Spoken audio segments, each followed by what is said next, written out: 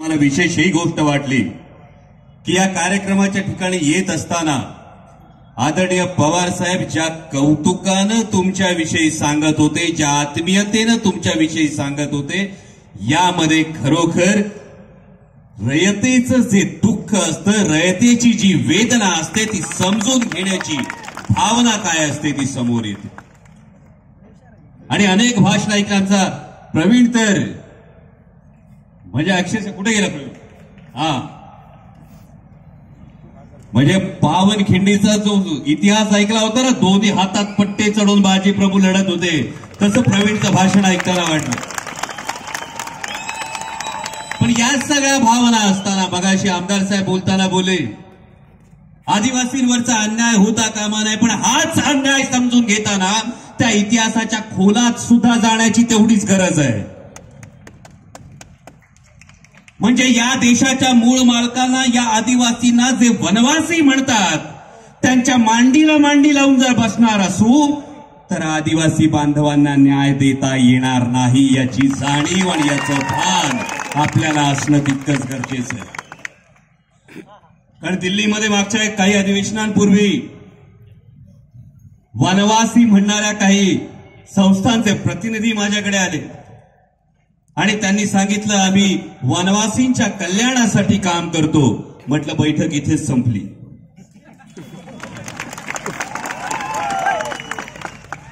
म्हटलं बैठक इथेच संपली. म्हटल्यानंतर त्यांनी विचारलं का बैठक संपली? आम्ही तर कल्याणाविषयी बोलतोय. त्यांना सरळ साधा प्रश्न विचारला, ज्यांना जल, जंगल आणि जमीन ही आत्मीयता आहे त्यांच्या माथ्यावर यज्ञ आणि कर्मकांड कुणी थोपली?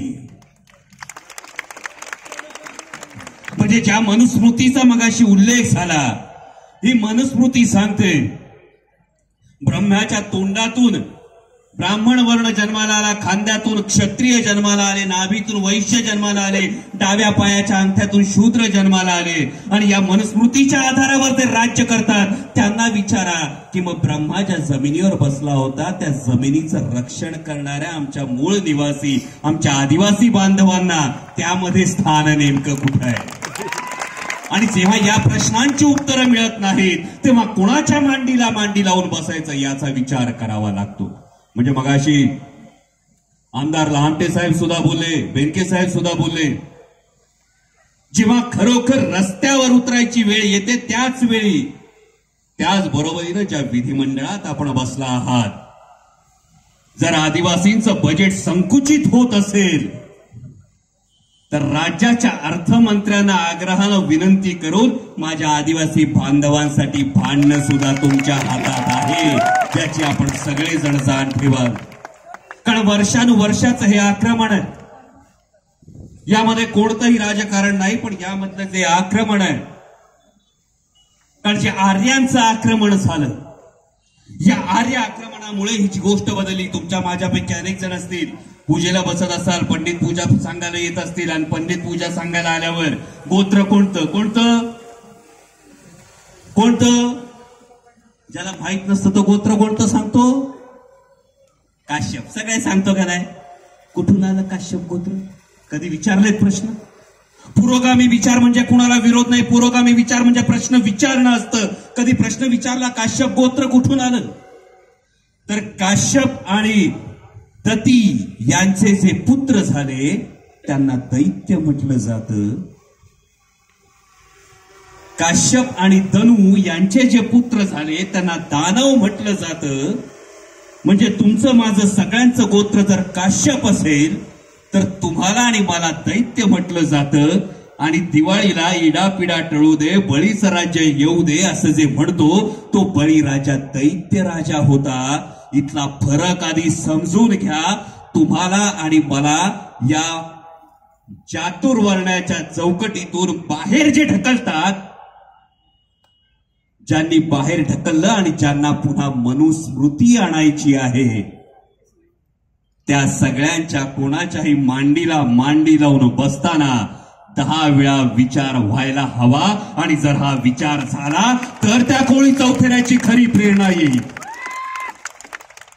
की जिथे अन्यायाविरुद्ध आवाज उठवला जातो, जिथे अत्याचाराविरुद्ध आवाज उठवला जातो, जेव्हा जातीपातीच्या वरवंट्याखाली देशाचं हित चिरडलं जातं, म्हणजे जातीला जातीच्या विरोधात भडकवा, धर्माला धर्माच्या विरोधात भडकवा. मगाशी बोलताना रोजगाराचा जेव्हा विचार झाला तेव्हा या रोजगाराचा विचार समोर आला नाही. आणि म्हणून या कोळी चौथऱ्याला अभिवादन करत असताना हे कुठलं तरी जे धर्माची जोखडं जी आहे, जातीची जोखडं जी आहेत आणि या पलीकडे जाऊन समाजाला एकमेकापासून तोडण्याचा जो विचार निर्माण होतोय, हा विचार सोडून जोपर्यंत आपण शिक्षणाची कास धरणार नाही, जोपर्यंत आपण विकासाची कास धरणार नाही, तोपर्यंत प्रगती नाही. ही खरी प्रेरणा या चौथऱ्यातून आपण घेऊ. आणि त्याचबरोबर वर्षानुवर्ष तुम्हाला आणि मला विकासाच्या वाटेच्या पलीकडे ढकलणाऱ्या शक्तींविरुद्ध, त्या धर्मांध शक्तींविरुद्ध जेव्हा आपण एकजूट करू, तेव्हा वर्षानुवर्षाची गुलामगिरी झोकळून देण्याची, ती उखडून फेकण्याची ताकद आणि ती खरी प्रेरणा बिरसा मुंडाची असेल, ती खरी प्रेरणा राघोजी भांगरेंची असेल. आणि ही प्रेरणा आपल्या सगळ्यांना लाभो. आणि त्याचबरोबर अनेक मुद्दे आहेत. आदिवासी समाजासाठी हे करत असताना पेसा क्षेत्रात असलेल्या सामूहिक वनदाव्यांच्या कार्यवाहीचे मुद्दे आहेत. फक्त रस्त्यावर भांडण्यापेक्षा आमच्या आदिवासी बांधवांचे हे सुद्धा प्रश्न सोडवा. हिरडा पिकाचं जे मार्केट लिंकेज आहे हे होणं गरजेचं आहे.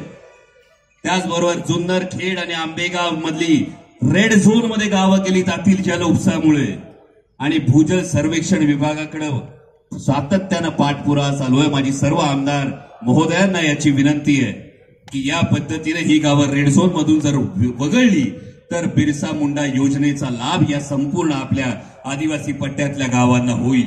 आणि अशा पद्धतीने या विकासाची वाट धरत असताना बिरसा मुंडा ब्रिगेडनं जी वाट जोखली आहे ती म्हणजे क्रांती ही केवळ शस्त्रानं होत नाही, तर शस्त्राची धार ही जेव्हा विचारांना येते तेव्हा त्या विचारांनी ही क्रांती होते. आणि हा विचार या नवीन पिढीत रुजवल्याबद्दल सतीश दादा पेंदाम आपलं मनापासून मी आभार मानतो. आणि याच पद्धतीने ही सर्वसामान्यांच्या हक्काची लढाई, जल, जंगल आणि जमिनीची लढाई आदरणीय पवार साहेबांच्या मार्गदर्शनाखाली, नेतृत्वाखाली अशीच पुढे चालू राहील अशी अपेक्षा व्यक्त करतो आणि थांबतो.